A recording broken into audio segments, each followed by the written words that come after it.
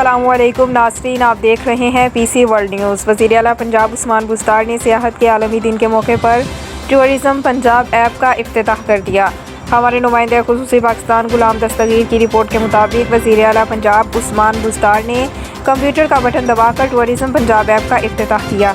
वज़ीर आला ने DTS सिस्टम के ऐप का भी इफ्तिताह किया। 511 सियासी मकामात की मालूमात पंजाब टूरिज़म के ज़रिए मुहैया की गई हैं।